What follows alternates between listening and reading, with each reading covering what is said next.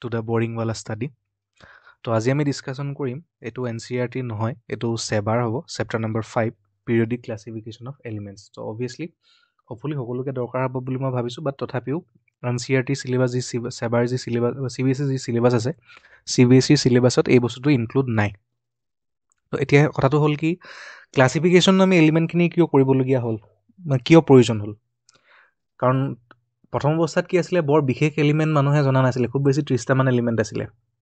তাৰ আগতেতো আৰু কম আছিলে তো যিমানে কম এলিমেন্ট আছিলে কি হৈছিলে ষ্টাডি কৰিবলৈ সুবিধা হৈ আছিলে কিন্তু যিমানে এলিমেন্ট বাঢ়ি গৈ থাকিলে মানুহৰ মানে পঢ়িবৰ কাৰণে অসুবিধা হ'ল কাৰণ বৰ্তমান এতিয়া যদি আমি জানো যে 118টা এলিমেন্ট আমি এতিয়া গম পাওঁ তো 118টা এলিমেন্টক যদি আমি ইন্ডিভিজুৱেলি ষ্টাডি কৰিবলৈ যাওঁ তেতিয়ালে বহুত প্ৰবলেম হ'ব আৰু বিশেষকৈ সায়েন্সৰ ক্ষেত্ৰতো কোৱা হয় না সব বস্তু স্মাৰ্টলি কৰিবলৈ চেষ্টা কৰা হয় তাৰ মানে টান বস্তুখিনিও উজুকে কৰিবলৈ চেষ্টা কৰি থকা হৈছে সব বস্তু ইজিয়ে কৰিবলৈ বিচৰা হয় তো সেই ক্ষেত্ৰত এলিমেন্ট বিলাকৰ ক্লাসিফিকেশন হে কাৰণে জৰুৰী হ'ল কাৰণ কেলে এলিমেন্ট বিলাক যদি ক্লাসিফাই কৰি নললেহেঁতেন তেতিয়া হলে সিস্টেমেটিক ওয়াইজক পঢ়িবলৈ দিগদাৰ হয় তাৰমানে আমি যদি নৰমালি দোকান এখনলৈ যাওঁ বা শ্বপিং মল এখনলৈ যাওঁ এনেটো চাবলৈ গ'লে কাপোৰেই কিন্তু কাপোৰৰ যদি আমি ভাগ হিচাপে চাবলৈ যাওঁ বোলে চোলাৰো আমি কিমান ভেৰাইটিৰ ভাগ পাওঁ তো প্ৰত্যেকটো বস্তু ধুনীয়াকৈ সজাই পৰাই থোৱা থাকে কাৰণ আমাৰ বিচাৰিবলৈ সুবিধা হয় বা কিবা এটা কাম কৰাৰ ক্ষেত্ৰত সুবিধা হয় তো সেই ক্ষেত্ৰত সেম ওয়েট আমাৰ ইমানখিনি এলিমেন্টস আছে তো গোটেইখিনি এলিমেন্টস কি হ'ল একেলগে যদি আমাক ভাগকে দি দিয়া হয় পঢ়িবৰ কাৰণে আমাৰ বহুত ডিফিকাল্টি আমি ফেস কৰিম তো সেই কাৰণে এলিমেন্ট বিলাক এটা সিস্টেমেটিক ওয়াইজত কি কৰিবলৈ হ'ল ক্লাসিফাই কৰিবলৈ হ'ল যাতে পঢ়িবলৈ সুবিধা হয় তো আৰম্ভণিতে যদি আমি চাওঁ আসলে এতিয়া কেইটামান বস্তু চাওঁ প্ৰথম কথা হ'ল কি matter around us present in the form of elements compounds and mixtures তাৰমানে যিমান বিলাক পৃথিৱীত বস্তু আমি পাওঁ তিনটা ফৰ্মতে পাওঁ হয় এলিমেন্ট ফৰ্মত থাকে নহয় কম্পাউণ্ড ফৰ্মত থাকে নহয় মিক্সচাৰ ফৰ্মত থাকে এটা এলিমেন্ট ফৰ্মত মানে এলিমেন্ট কথাটো হ'ল কি অকল এটা টাইপৰ হে এটম থাকে contains atoms of only one type মাত্ৰ এটা টাইপৰ এটম হে দেখা যায় আৰু সেইবিলাক একদম বেসিক আমাৰ বিল্ডিং ব্লক বুলি আমি ক'ব পাৰো মেটাৰৰ তাৰমানে যেনেকৈ আমি ঘৰটো বনাবলৈ ইটা গাঁঠিবলগীয়া হয় তেনেকৈ যিকোনো এটা মেটাৰ বনোতে কি হয় একদম আৰম্ভণিতে কি থাকে এলিমেন্ট থাকে তাৰ এলিমেন্টবিলাক লগ লাগিয়ে ফাইনেলি ষ্ট্ৰাকচাৰটো বনে আৰু আমি কেমিক্যাল প্ৰসেছত সেইখিনি বস্তুক আমি ভাঙি সেপাৰেট কৰিব নোৱাৰো তাৰমানে এলিমেন্টটোক আমি কেতিয়াও ভাঙি পেলাব নোৱাৰো কেমিক্যালি নেক্সট আহিলে কম্পাউণ্ড কাক কয় য'ত দুটা বা তাতকৈ বেছি এটম লগ লাগি থাকে এটা ফিক্সড ৰেচিঅ'ত থাকিব লাগিব যেনেকৈ ৱাটাৰ মলিকুলটো H2O বা হাইড্ৰোজেন সালফাইড H2S তাত কি আছে বেলেগ এটা পাৰ্টিকুলাৰ এটম আছে আৰু এটা ফিক্সড ৰেচিঅ'ত আছে যেনেকৈ H2O যদি আমি চাওঁ হাইড্ৰোজেন দুটা আছে অক্সিজেন এটা আছে আৰু যিমানবিলাক দুনিয়াত ৱাটাৰ মলিকুল পাম আমি বা ৱাটাৰ মেটাৰ পাম তো সব বস্তু আমি কি পাম সেম কেমিক্যাল ষ্ট্ৰাকচাৰতে পাম তাৰমানে হাইড্ৰোজেন দুটাই থাকিব অক্সিজেন এটাই থাকিব আৰু যদি আমি কেমিক্যাল উপায়ে সেইবিলাক কি কৰি পেলাব পাৰোঁ ভাঙি পেলাব পাৰোঁ can be broken down into simpler substance by chemical process কৰি আমি ভাঙি পেলাব পাৰোঁ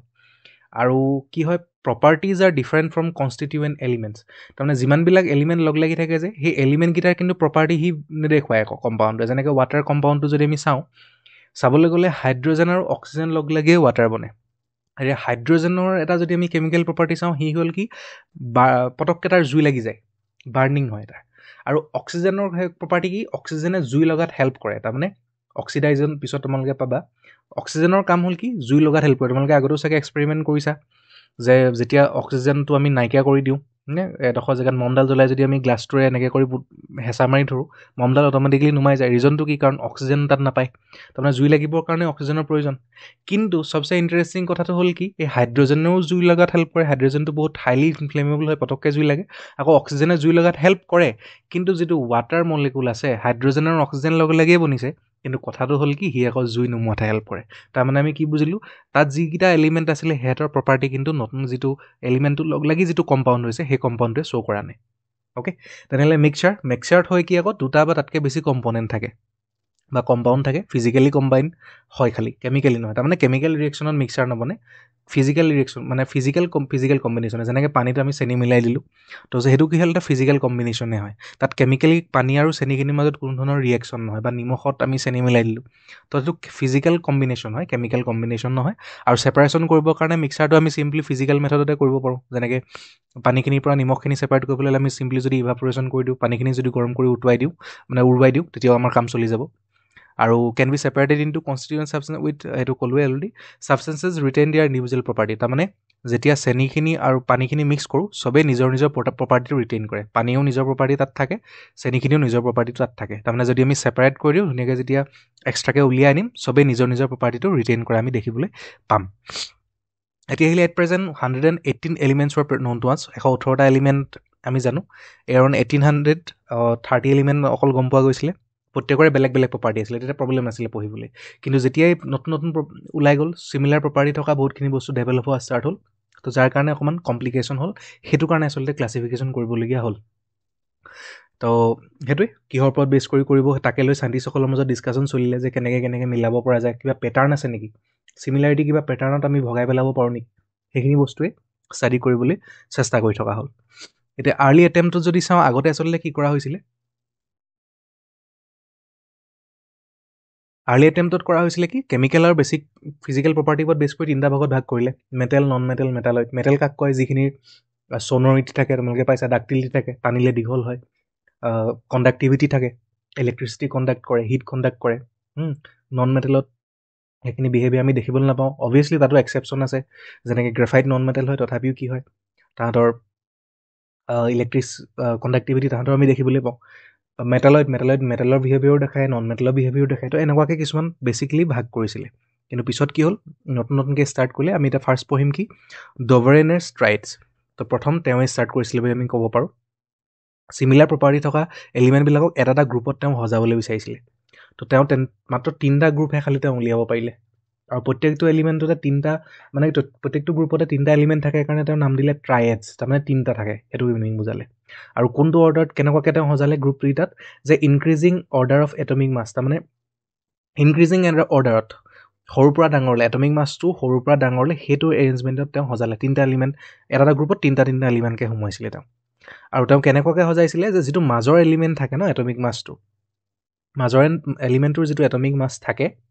সেইটোৰ কাৰ লগত ইকুৱেল হয়, সেই বাকী 2টা এলিমেণ্ট যিকেইটা থাকিলে যে সেইকেইটা এলিমেণ্টৰ যদি আমি এভাৰেজ লৈ লওঁ, মাছকেইটা প্লাছ কৰি এভাৰেজ লৈ লওঁ, তাৰ লগত আমি অলমষ্ট ইকুৱেল পাম। এক্সাম্পল যদি চোৱা তুমি লিথিয়াম, ছডিয়াম, পটেছিয়াম 3টা এটা গ্ৰুপত সোমাই আছে, এইকেইটা ট্ৰায়েড হয়।